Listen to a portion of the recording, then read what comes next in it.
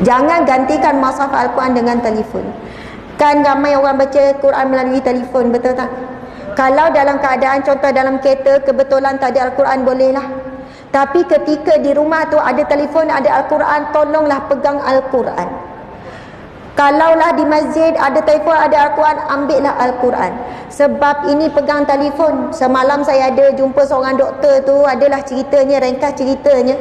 Dia kata Ustazah, cuba pegang Al-Quran.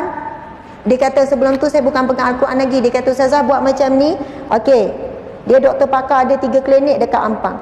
Lepas tu dia pun tolak. Dia kata kuat. Saya pun rasa orang beriman kot, kuat lah ni kan. Kan, kuat. Lepas tu dia kata Ustazah pegang telefon sebelah. Saya pun pegang, dia pun buat. Terus lembek. Tak kuat tangan kita.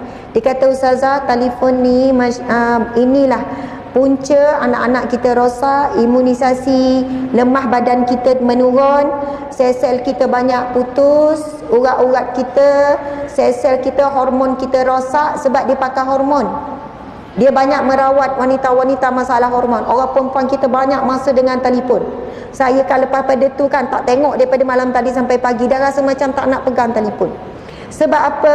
Sebab bila kita buka je internet dan sebagainya, panggilan gelombang daripada luar tu, daripada satelit tu, gelombang ni gelombang yang sangat tak bagus. Dia terus efek pada tubuh kita, cacah negatif begitu banyak.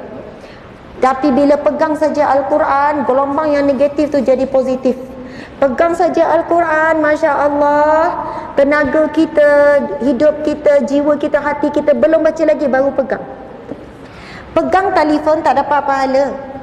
Pegang Al-Quran terus dapat pahala. Buka Al-Quran, cium, buka Al-Quran, tak baca lagi, mata baru tengok Al-Quran dapat pahala. Ini hadis Nabi. 3 perkara mata melihat terus diberi pahala. Pertama, melihat wajah ibu dan ayah. Tengok muka mak ayah terus dapat pahala. Tak buat apa-apa, tengok. Yang kedua, tengok Al-Quran. Yang ketiga, tengok Kaabah. Masya Allah. Jadi kita bila tengok Al-Quran terus dapat pahala. Saya nak bagi tahu kalau ada di kalangan kita yang tak pandai baca Al-Quran. Ustazah, makcik buta huruf, makcik tak reti baca Al-Quran, ramai. Dan kita tak boleh kata makcik ni teruknya, dah tua macam ni tak baca Al-Quran lagi. Tak. Sebab saya pernah buka pusat pengajian Al-Quran, memang ramai orang 60 lebih datang ngaji Quran. Sebab apa? Kita faham zaman waktu 70-an, 80-an, 60-an dulu, guru Al-Quran tak ramai. Kat kampung makcik tak ada guru Al-Quran, Ustazah. Tu makcik buta huruf sampai sekarang. Tolong jangan mengeji, menghina orang tak pandai baca Quran. Kalaupun kita rasa dia tu sebenarnya mampu belajar.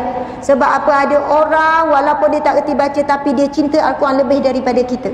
Siapa yang tak pandai baca Al-Quran, tolong pegang Al-Quran dah dapat pahala. Tolong tengok Al-Quran dah dapat pahala. Subhanallah. Kemudian peluk dan ciumlah Al-Quran. Esok Al-Quran ni akan jadi saksi di padang mahsyar, dalam kubur. Masya Allah. Jadi jangan gantikan Al-Quran dengan telefon, sebab ia berbeza, sangat berbeza. Ini adalah satu-satunya mukjizat yang masih kekal sehingga hari ini sampailah hari kiamat.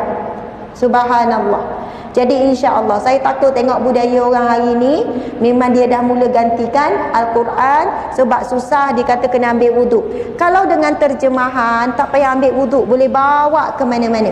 Yang kena ada wuduk Al-Quran tanpa terjemahan. Jadi tak ada alasan sebenarnya. Insya